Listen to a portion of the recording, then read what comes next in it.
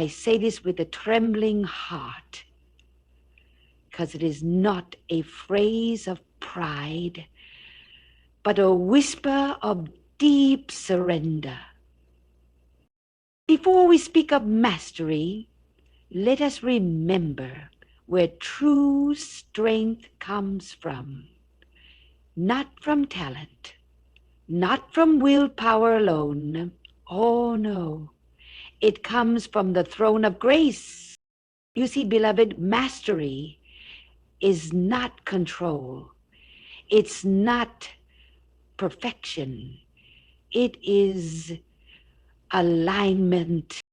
Alignment with God, with truth, with purpose. Mastering yourself is not about trying harder. It's about laying yourself bare. Lay down before the one who already knows every corner of your soul.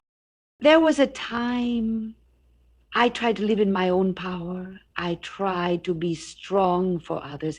I tried to keep it all together. But inside, I was broken. I was torn between what I felt and what I knew, between what I wanted and what I was called to become. But there, in that secret place, in that quiet room, where no one saw me but Jesus, that's where the real work was done. He taught me that the heart is the throne room, and either he sits upon it or something else will. You want to master your life? Then go into the garden of your soul and pull the weeds of fear, of bitterness, of self-pity. You cannot harvest peace from a field of chaos. You must stop letting your emotions rule you.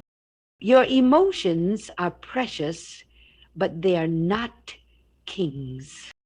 They were never meant to govern you. They were meant to serve the truth, not twist it. Some of you are so tired.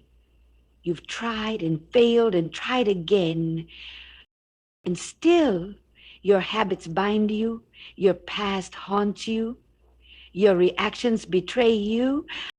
But listen to me, child of God. You are not weak. You are not broken beyond repair. You are simply unmastered. And the good news, you don't have to do it alone.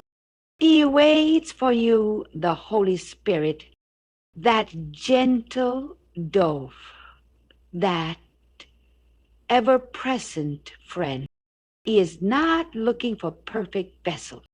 He is looking for willing hearts. He will teach you how to pause before you speak in anger, how to pray when the storm inside is louder than the storm outside, how to stand when your flesh wants to fall. Discipline is not a cage. It is a key. It doesn't take your freedom, it gives it back to you.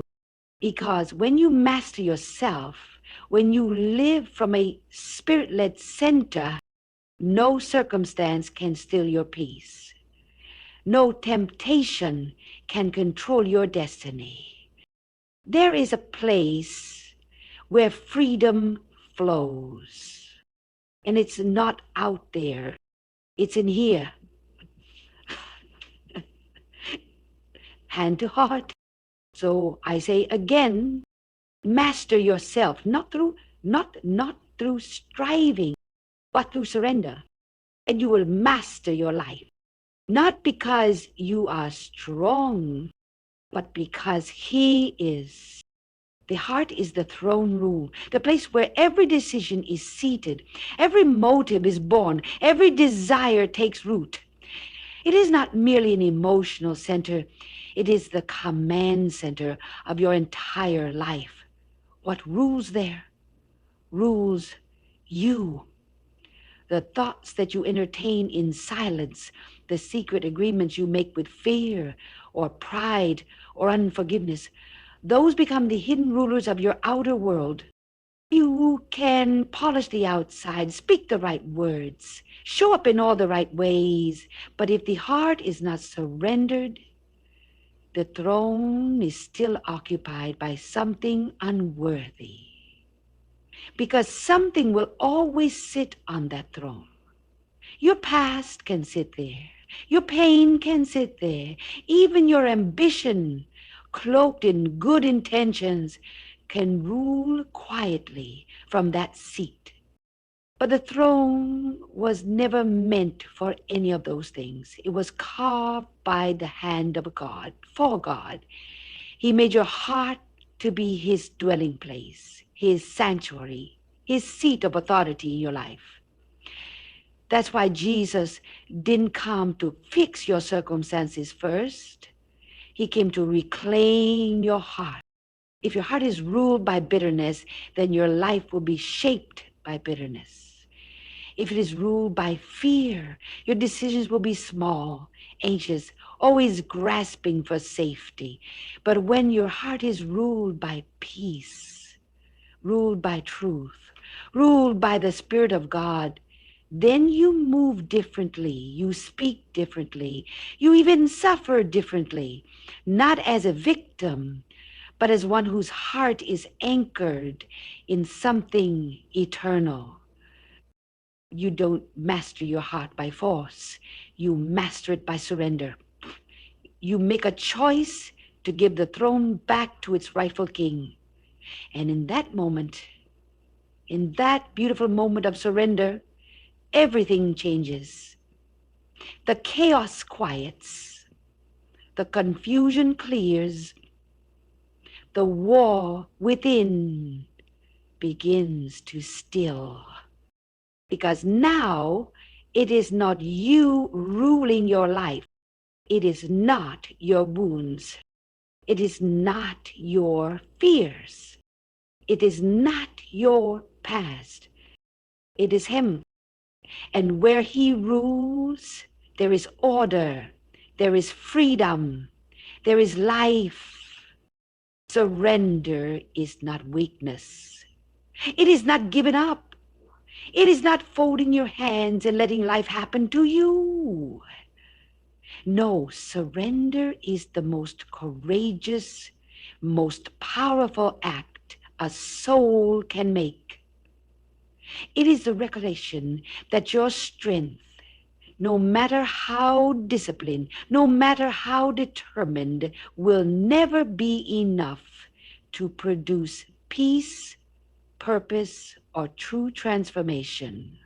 You can strive all your life, push, pull, hustle, grasp, and still feel hollow.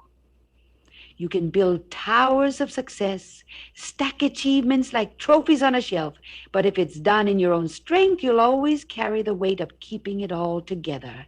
That is the exhausting burden of striving.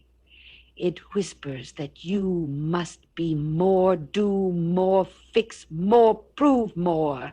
It leaves you restless, weary, always chasing, but never arriving. But surrender is different. Surrender says, I am not the center. I am not the source. I am not the healer of my own soul. It's when you lay your will down, not in defeat, but in trust. You lay down your need to control, your timelines, your pride, your fear of not being enough. You say, God, you lead. I will follow. And in that sacred moment, striving dies. It doesn't mean you stop working or caring or moving forward. It means you stop doing it in your own strength. You stop trying to earn what was meant to be received. because grace cannot be earned, peace cannot be forced, identity cannot be built from the outside in. These are gifts, and gifts must be received open hand, not clenched fisted. There's a kind of holy rest that only comes when the soul surrenders, when you stop trying to become who you already are in Christ, when you stop fighting battles that were never yours to fight, when you stop measuring your worth by your performance and instead lean wholly into His sufficiency. Striving makes you tight, tense, guarded. Surrender makes you soft, open, still, and strong in a different way. Strong in the spirit, because when you surrender, you don't lose yourself, you find yourself. You don't fall apart, you fall into alignment. You fall into the hands of the one who holds all things together. And in that place, oh, in that sacred place, life begins to flow. Not forced, not frantic, but full. Emotions are a gift, powerful, vibrant, deeply human. They were given to us by God, not as a curse, but as part of what makes us alive, responsive, and sensitive to the world around us. They color our experiences, shape our memories, and give richness to love, joy, grief, and longing. But emotions were never meant to rule us. They are meant to respond to truth, not define it. When emotions sit on the throne, they distort reality.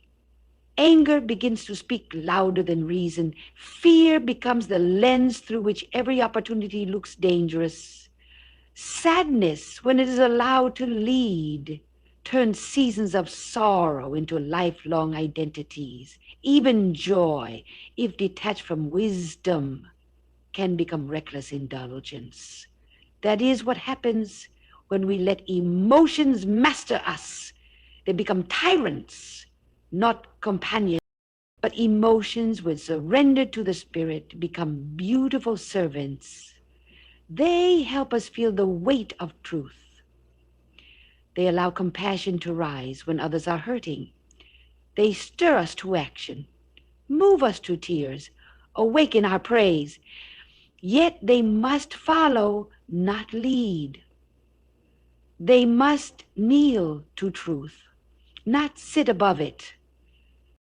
You are not the sum of your emotional reactions. Just because you feel something strongly doesn't mean it's real or permanent. Your feelings are valid, yes, but they are not always accurate. And if you let them make decisions for you, you will be tossed by every wave, every disappointment, every change in the wind. There is a place inside you that is deeper than emotion, a place where God speaks, not in shouts, but in stillness. And from that place, you must lead. From that place, you must gently tell your fear, you don't get to decide today. You must tell your anger, I will not speak until love is present. You must tell your anxiety, I trust the one who holds tomorrow. Mastering your emotions doesn't mean you suppress them. It means you steward them. You acknowledge their voice, but you don't hand them the pen to write your story. You let truth be the compass and let your emotions come into alignment with it, whether through tears, through release, or through silent trust. You were never created to be ruled by what you feel. You were created to live by what is true. When emotions take their rightful place, not as kings, but as servants, you will begin to walk in clarity, in strength, and in peace that no mood or moment can take fro. Discipline is often misunderstood. To some, it sounds like punishment, like restriction, like something cold and mechanical. But in the life of the Spirit, discipline is not a prison, it is a pathway. It is the sacred rhythm of saying yes to what aligns you with truth and no to what pulls you away from it. Discipline is not something you do alone. It is a divine partnership between your will and God's grace. You see, grace is not opposed to effort.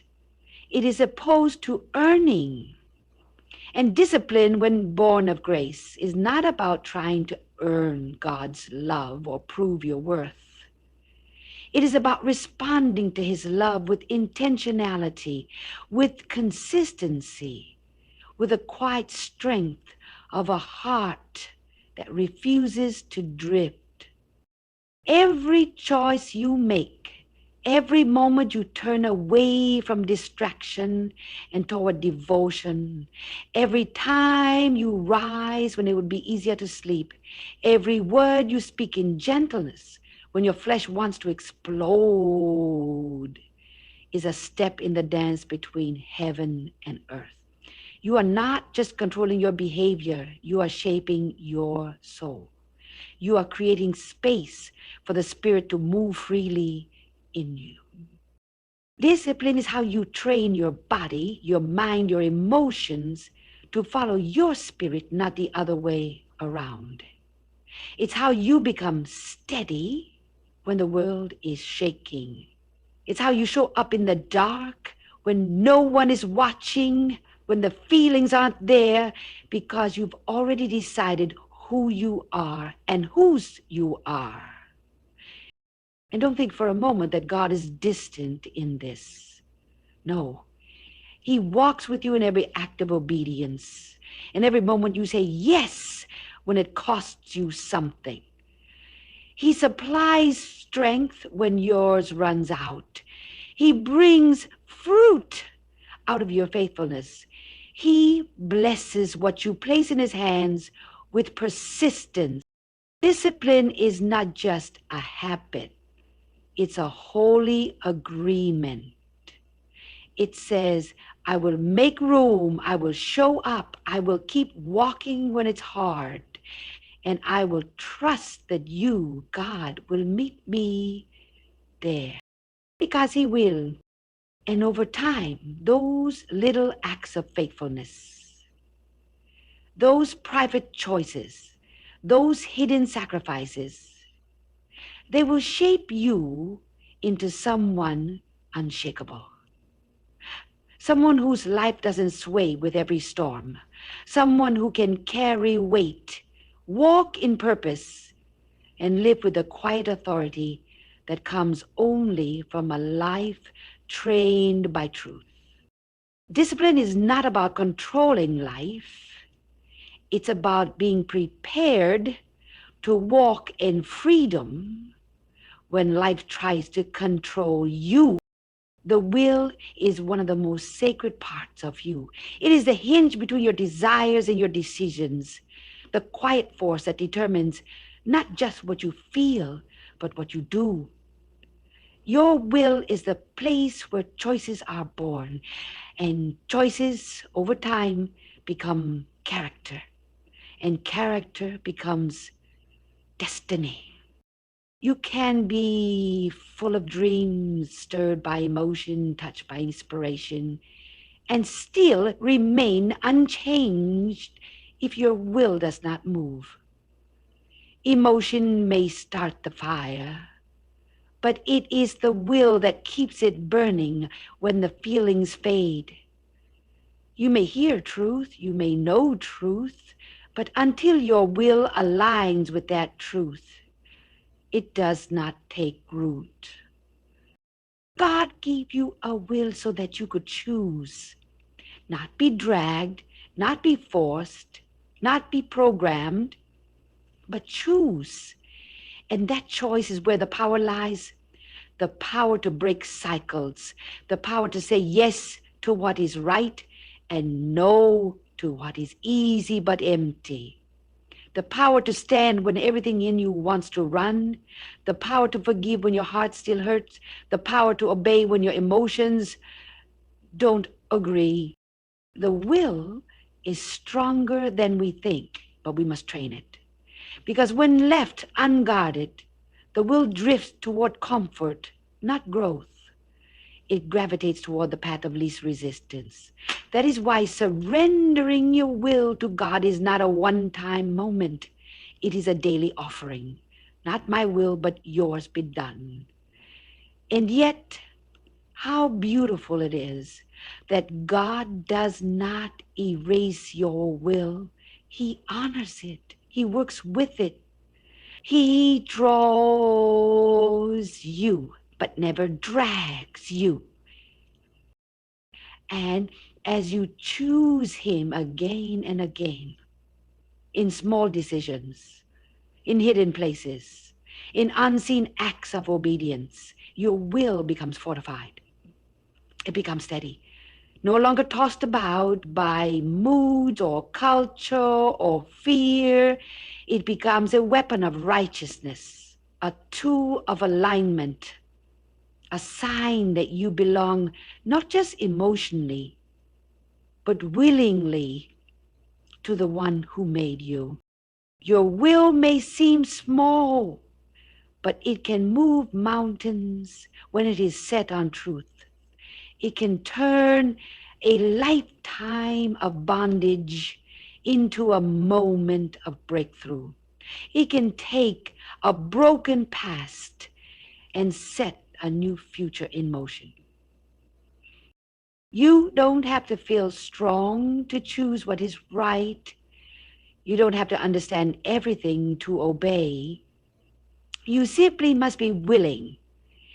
And when your will joins with God's purpose, no force in hell, no voice of doubt, no storm of life can undo what has been chosen in the Spirit. Because your will, surrendered and strengthened, is one of the most powerful forces under heaven.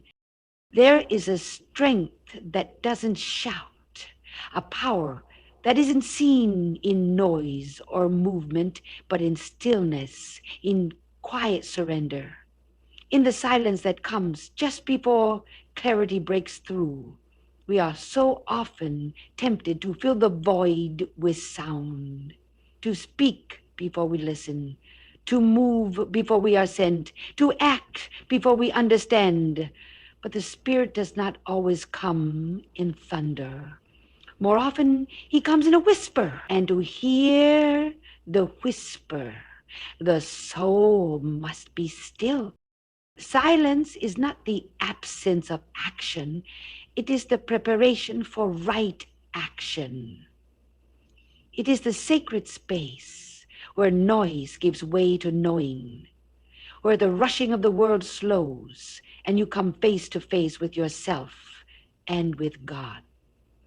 And that place, that deep, quiet place, is where true strength is born. Not the kind that just pushes through, but the kind that knows when to wait, when to listen, when to be hidden before being revealed. It is in the silence that your motives are purified, that your fear is named, that your identity is no longer wrapped up in performance or approval or noise. Because in the silence, everything unnecessary falls away. And what remains is real. There in the quiet, God speaks, not always in words, but in presence, in peace, in the weight of stillness that somehow makes everything clear. We live in a world addicted to immediacy, to productivity, to constant validation. But heaven moves differently. Heaven moves from a place of rest. from assurance, not anxiety. Jesus often withdrew to lonely places. He chose silence before the cross. He stood still before he healed.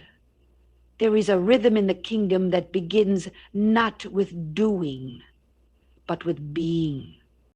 You don't find strength by forcing your way forward. You find it by returning to the still waters, by being honest enough to stop, to breathe, to let God meet you in the hush, in the hidden, in the space between what you need and what you know. And when you emerge from that silence, not rushed, not flustered, but anchored, you carry something different, a strength not of volume, but of substance, a presence that speaks even when you say nothing, because it has been formed in the quiet, and what is formed in silence cannot be shaken by noise. So wait there. Don't run from it. Let the silence do its work. Because before strength comes, the soul must be still. The past has a voice. Sometimes it whispers. Sometimes it screams. It reminds you of what you did, what you lost, what was done to you. It plays scenes on repeat, words you wish you hadn't spoken, doors you wish you hadn't opened, moments that left scars deeper than anyone else can see. And if you are not careful, the past will not stay in the past. It will seep into your present and try to shape your future. But hear this. You were never meant to be chained to what was. You were never designed to drag yesterday into every tomorrow. The past may explain you, but it does not define you. It may have shaped your story, but it is not your final sentence. There is a freedom that comes not from forgetting the past, but from being healed in it, redeemed through it. To walk in freedom means you stop letting the voice of regret make your decisions. It means you stop rehearsing your failures as if they have the final word. It means you stop measuring your worth by what you used to be or what happened to you in a season of weakness or brokenness. The cross didn't just cover your sin, it broke the power of shame. The resurrection didn't just give you hope, it gave you permission to live new, to begin again, to be unrecognizable from what once held you captive. But freedom does not come by accident. It comes by choosing to let go of the need to fix the unchangeable, choosing to release those who hurt you, choosing to believe that grace really is enough for even that. It means tearing down the altars you've built to your own guilt and lifting your eyes to the one who says, "Behold, I make all things new." You will never master life if you are bound to moments you can't go back and change. And you don't have to. You're not called to rewrite the past. You're called to walk in redemption, to tell a different story with the same raw materials, to let God take what was meant for evil and turn it into fuel for healing, for compassion, for wisdom, for strength. Yes, the past may visit, but you don't have to let it live with you. You don't have to keep feeding what was. You can say that was part of my journey, but it is not who I am now. You can bless it, learn from it, even thank it. and then walk on, because freedom is not pretending the past never happened. It is knowing it cannot control you anymore. The authority within you is not a personality trait. It is not based on volume, charisma, or human confidence. It does not come from position, applause, or how many people agree with you. True authority, the kind that shifts atmospheres, silences chaos, and brings peace where there is confusion, comes from alignment. Alignment with truth, alignment with the one who spoke and worlds were formed. When you are aligned with heaven, you don't borrow authority, you walk in it. You don't have to strive to prove it. It flows through you. Not because you feel powerful, but because you know who is inside you. And when you know who is inside you, you stop backing down to things you were born to confront. This kind of authority doesn't boast. It doesn't need to manipulate, exaggerate, or dominate. It doesn't rise from ego. It rises from intimacy. It's the quiet power of someone who has been with God, who has heard his voice in the secret place, who has laid down pride and picked up purpose. It's not loud, but it's unmistakable. Authority is not about controlling others. It's about standing in your God-given identity, unmoved by pressure, unshaken by fear. It's the ability to speak truth with love and not flinch when it costs you. To discern what's going on beneath the surface. To walk into a room and carry peace because you are governed by something greater than your surroundings. An authority must be stewarded. If you use it to elevate self, it will corrupt. If you use it to control, it will collapse. But if you submit it, if you yield it back to the one who gave it, it becomes a force for healing, for restoration, for breakthrough. It becomes a vessel through which heaven touches earth. You don't have to wait for someone to give you permission to be who God has already called you to be. You don't need a title to carry truth. You don't need to feel ready to walk in what has already been placed inside you. The same spirit that raised Christ from the dead lives in you. That's not poetry. That's reality. And when you believe it, truly believe it, you begin to live differently. You speak with weight. You pray with authority. You forgive with power. You lead, love, and serve with a fire that doesn't burn out. Because authority isn't outside of you waiting to be granted. It has already been given. The question is, will you walk in it? To live from the inside out is to refuse to let the external define the internal. It is to anchor yourself so deeply in truth that circumstances no longer control your direction. It's the difference between reacting to life and responding from a place of stability, a place of identity that is not shaped by the winds of approval, pressure, or fear.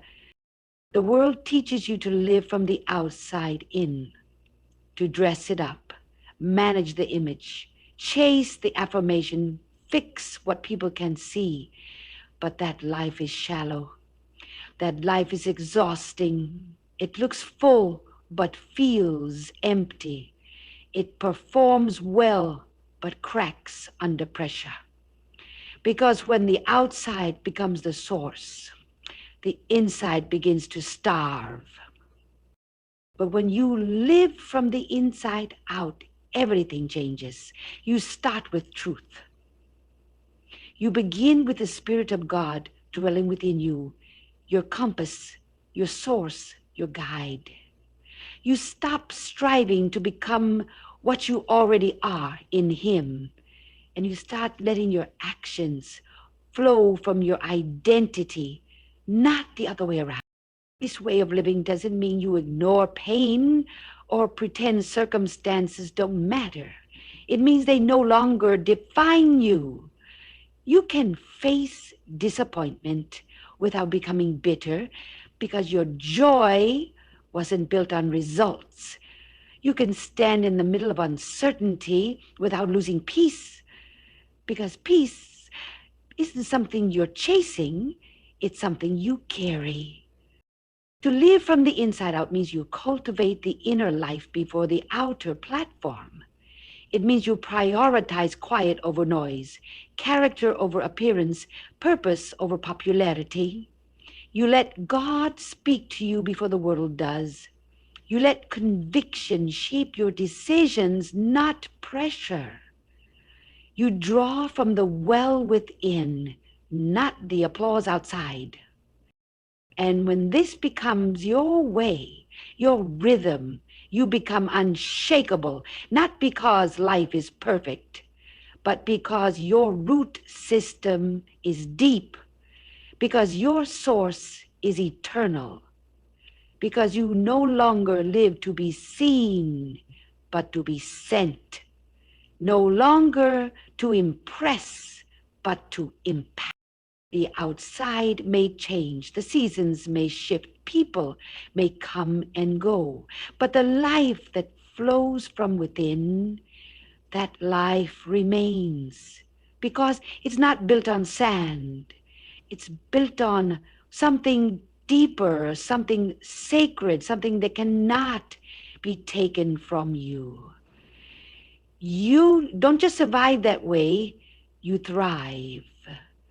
Not because of what's happening around you, but because of what's alive within you. A life led by the Spirit is not a life of constant certainty.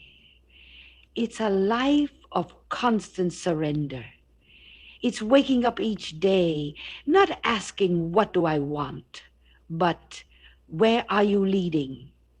It's not a formula, not a checklist, not a rigid system.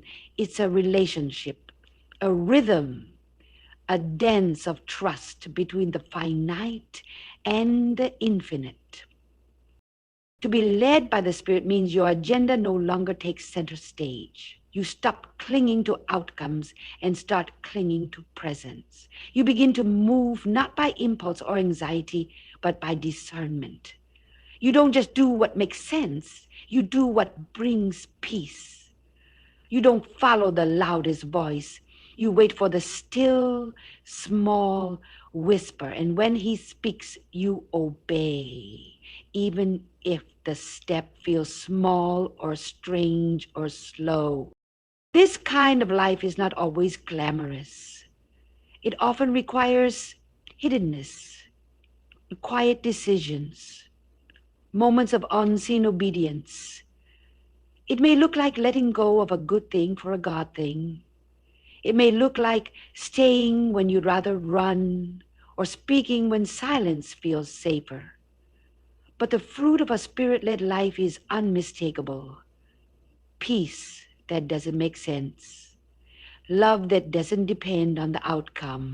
You start to see the world differently. People become more than problems to fix. They become hearts to carry. Time becomes more than a schedule to manage. It becomes sacred. Interruptions become invitations. Delays become protection. Closed doors are no longer rejections. They are redirections. Because when the Spirit leads, he leads well. He leads in timing, in wisdom, in grace, and yes, it takes trust, deep trust, because he doesn't always explain everything before you move, but he promises never to leave you once you do. His leadership is not cold or mechanical. It is tender, personal, holy. He knows how to guide you through storms, through silence, through wait and seasons and shifts. As a life led by the Spirit is not always predictable, but it is always anchored. It is not always easy, but it is always worth it. Because it is not a life you build on your own. It's a life formed by his breath, shaped by his voice, sustained by his presence. You may not always know where you're going, but you'll always know who you're with. And that changes everything. And so, beloved, this is the call, not to a life of perfection, but to a life of alignment. Not a striving to control everything around you, but a surrender to be transformed from within. Mastering life is not about mastering people, outcomes, or appearances. It is about mastering yourself, not in your own strength, but in partnership with the one who formed you, fills you, and walks with you. This world is loud, fast, and demanding, but the kingdom of God flows from the quiet, from the still, from the surrendered. Your heart is his throne. Your will is his instrument. Your obedience is his pathway. And when you choose to live from the inside out, anchored in the Spirit, shaped by discipline, led by love, you carry a different authority, a holy authority, the kind that doesn't come and go with mood or moment, but stays because it is rooted in truth. So let the past be redeemed. Let emotions be aligned. Let silence prepare you. Let the Spirit lead. Because when he leads, you don't just survive. You rise. You carry light into darkness. You bring clarity into confusion.